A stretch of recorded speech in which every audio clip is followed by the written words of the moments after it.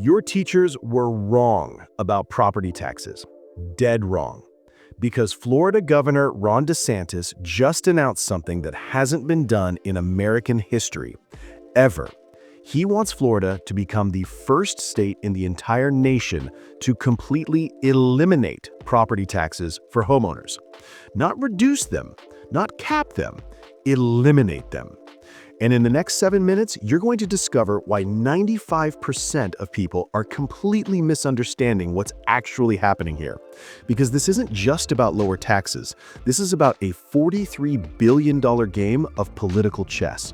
And depending on where you sit, you're either about to win big or lose everything. But here's what nobody's telling you. And this is the part that should either excite you or absolutely terrify you. Let me paint you a picture. It's 2019. You buy your first home in Tampa for $300,000. You're thrilled. You're a homeowner, living the American dream. Your property tax that first year, $4,200. Manageable. You can handle that. Fast forward to 2024. Your home is now worth $550,000. You haven't sold it. That's an unrealized gain, money you haven't actually made. But your property tax bill, it's now $7,800. That's an 85% increase in 5 years. You're paying almost double for a house you already own, for wealth you can't even access unless you sell. And here's the cruel part. Your neighbor, the one who bought their house in 1998, they're paying $3,000. Same neighborhood, same house, same schools, same police and fire protection, but they're paying less than half what you pay because of something called Save Our Homes, a constitutional amendment that caps annual assessment increases at 3% for longtime homeowners. So if you're a first-time buyer, if you bought in the last 5 years, you are subsidizing your neighbor's property taxes. And that's not speculation, that's math. Governor Ron DeSantis stood at a podium and said this: property taxes effectively require homeowners to pay rent to the government. And then he dropped a bomb.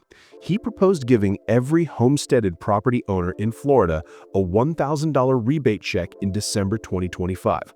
Over 5.1 million homeowners. That's $5.1 billion. But that's just step one. The real goal? A constitutional amendment on the November 2026 ballot to eliminate property taxes entirely, forever. If it passes, Florida becomes the first state in American history to abolish property taxes for primary residences. So the expectation was maybe a small tax cut, maybe some relief for struggling homeowners. But the reality? DeSantis is trying to burn down the entire system and rebuild it from scratch. That's your dopamine gap. And now you're hooked. Let's talk about why this is happening right now, because it's not just about being nice to homeowners. There's a deeper crisis here that nobody wants to address directly. Florida's property tax system is fundamentally broken, and it's broken because of something called Save Our Homes. Sounds great, right? Protect homeowners from tax increases? Beautiful.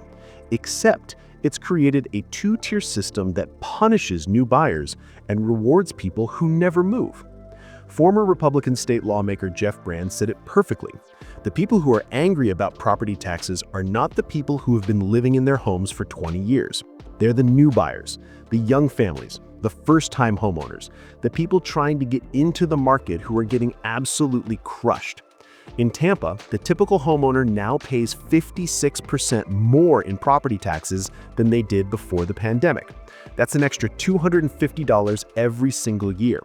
In Jacksonville, it's 60% more. In Miami, 48% more, which equals an additional $387. And it's not because government is spending more on services, it's because your home's assessed value skyrocketed during the pandemic housing boom. You bought a house for $500,000 that was worth $300,000 2 years earlier. The county looks at that new purchase price and says, great, more tax revenue. Now here's where this story gets fascinating. Because DeSantis didn't just announce this plan and get universal support. Oh no, this turned into an all-out war between the governor and his own party. In October 2025, the Florida House released not one, but 7 different proposed constitutional amendments to address property taxes. 7 different options for voters to consider in 2026. House Speaker Daniel Perez said, "If we have faith in the voters to elect us, we should not be afraid to let them be part of the conversation." DeSantis immediately dismissed all 7 proposals on social media. His exact words, "Placing more than one property tax measure on the ballot represents an attempt to kill anything on property taxes. It's a political game, not a serious attempt to get it done for the people." Translation, DeSantis wants one big, bold proposal. All or nothing. Eliminate property taxes entirely or don't bother. The House wants multiple options so voters can pick and choose. It's a power struggle, and Florida homeowners are caught in the middle. In 2024, Florida collected $55 billion in property taxes. $55 billion. That money funds schools, police departments, fire departments, roads, parks, libraries, everything local governments do. Property taxes make up 73% of school district revenue. Now, if you eliminate property taxes for homesteaded properties, you're removing approximately $20 to $25 billion from that total. Some estimates as high as $43 billion. So the question everyone's asking is simple. Where does that money come from? Tampa Mayor Jane Castor released her fiscal year 2026 budget, showing that every single dollar of Tampa's $380 million in property tax revenue goes to police and fire services. Every single dollar. So where's the waste? Where are these cuts supposed to come from? Fire fewer firefighters? Hire fewer cops? Close libraries? Let roads crumble? Last week, at the University of South Florida in Tampa, a group of tax policy experts gathered to discuss DeSantis' property tax proposal. And former Republican state lawmaker Jeff Brands didn't hold back. He said it's not really a proposal, it's a bumper sticker, right? It's a bumper sticker without any policy behind it. What we've seen so far is simply a statement without any explanation of how we're going to pay for the government services beyond that. The Florida Chamber of Commerce released a white paper analyzing what it would take to replace property tax revenue. Their conclusion? Florida's current sales tax is 6%. To fully offset elimination of all property taxes, that sales tax would need to jump to 14%. If you only eliminate homesteaded property taxes, it still needs to jump to 8.85%. At 12%, Florida would have the highest sales tax rate in the entire country. And sales taxes are regressive. They hit poor and middle-class families hardest. Imagine paying 12% sales tax on groceries, gas, clothes, restaurants, everything. A $100 grocery bill becomes $112. A $40 tank of gas becomes $44. That adds up fast. But wait.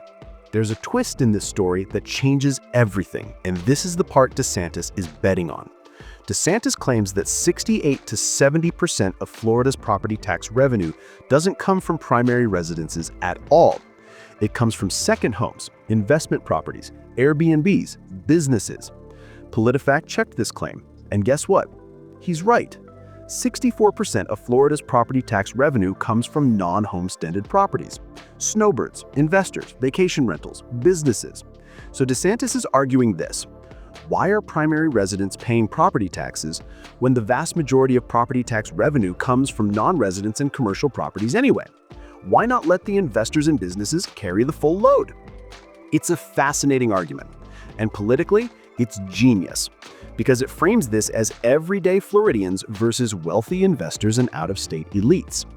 But let's step back from the politics and talk about what this actually means for real people, because that's what matters. If you're a longtime Florida homeowner who's lived in your house for 20+ years, you're already protected by Save Our Homes. Your taxes are capped at 3% annual increases. You're helped, but you're not desperate for it. If you bought your home in the last 5 years, especially during the pandemic boom, you're drowning. Insurance premiums tripled, property taxes doubled.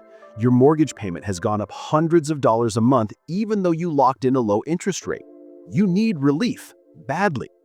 If you're a first-time buyer trying to enter the market, you're looking at a property tax bill that's 2 to 3 times higher than what the previous owner paid, on top of insurance that costs $1,000 a month, on top of HOA fees, on top of a 6% mortgage rate.